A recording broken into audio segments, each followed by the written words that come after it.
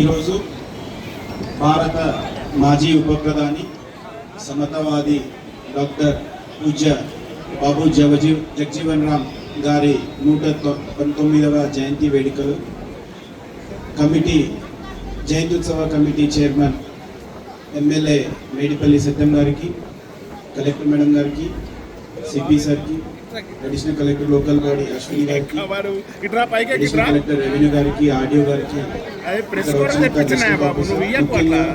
ఈరోజు వేదిక పైన ఉన్న వివిధ దళిత సంఘాల అధ్యక్షులు, నాయకులు, ఇక్కడ వచ్చినంత మీడియా మిత్రులు, మిగతా మీ అందరికీ కూడా ఈ సందర్భంగా మనం నా శుభాకాంక్షలు మనం అందరూ కూడా చాలా వరకు అందరు నాయకులు ఇప్పటి వరకు మాట్లాడారు.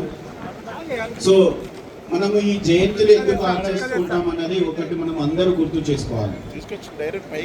అంటే గొప్ప వ్యక్తులు ఇప్పుడు కూడా మనం జయంతిలో ఆచరిస్తుంటాం, వర్ధంతిలో ఆచరిస్తుంటాం. అవి ఎందుకు అన్నది మనం ఆలోచన చేసుకోవాలి. ఎందుకంటే అట్లాంటి గొప్ప వ్యక్తులు వాళ్ళ జీవిత కాలంలో వాళ్ళు ఏం వాల్యూస్ ఫాలో అయ్యారు, వాళ్ళ ఉద్దేశం ఏంటుండేది, వాళ్ళు మన భారతదేశానికి కావచ్చు మనకి సమాజానికి ఏం కంట్రిబ్యూషన్స్ ఇచ్చారు, వాళ్ళ అనుకున్నది మనం ఎంతవరకు సాధించాం, ఇంకా ఏం సాధించాలి, ఇవన్నీ కూడా మనము డిస్కస్ చేసుకోవాలి.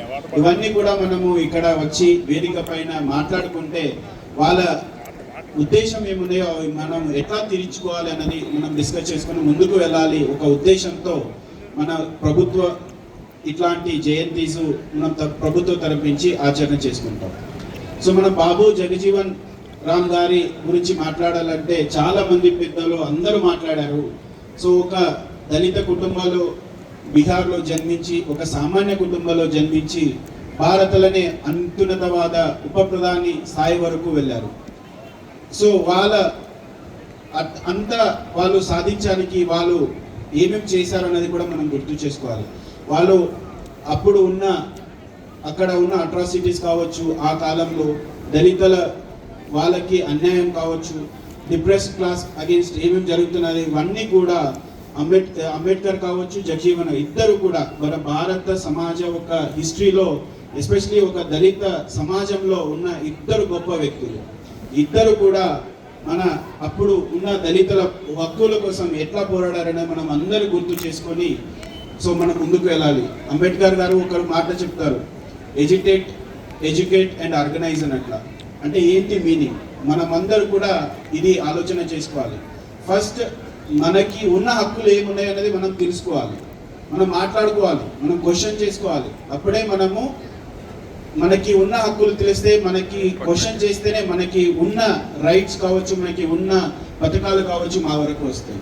సరే రాలేదు కొన్నిసారి అంటే ఏం చేయాలి, నెక్స్ట్ మనం ఎడ్యుకేట్ చేయాలి, అందరిని అవేర్నెస్ క్రియేట్ చేయాలి. మనకి ఏమేమి ఉన్నాయి ఇప్పుడు మనం పీపీటీ ద్వారా మనం చూపించాలి.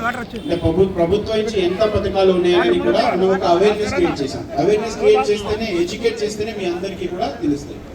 సో ఇన్ని చేస్తే కూడా మనకి హక్కులు దొరకలేవు, మనకి అందుబాటులో అంటే ప్రభుత్వ పథకాలు కావచ్చు, ఏదైనా కావచ్చు మన వరకు రాలేదంటే యాజ్ అ కలెక్టివ్ గా మనం అందరూ పోరాడాలి. సో మీరు ఇక్కడ చూస్తే కొందరు ఇండివిజువల్ వాళ్ళ సమస్యలు చెప్పుకుంటారు. ఇట్లాంటి వేదికలో మనం ఎప్పుడు కూడా కలెక్టివ్ గా మన సమాజానికి ఏం కావాలన్నది మనము కోరుకోవాలి.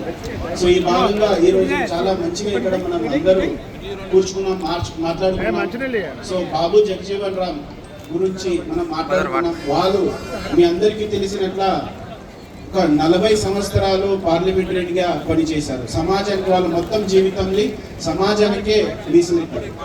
అట్లా కాకుండా 30 సంవత్సరాల వరకు యూనియన్ మినిస్టర్గా ఉన్నారు. సో ఆల్రెడీ అందరూ చెప్పినట్ల వాళ్ళు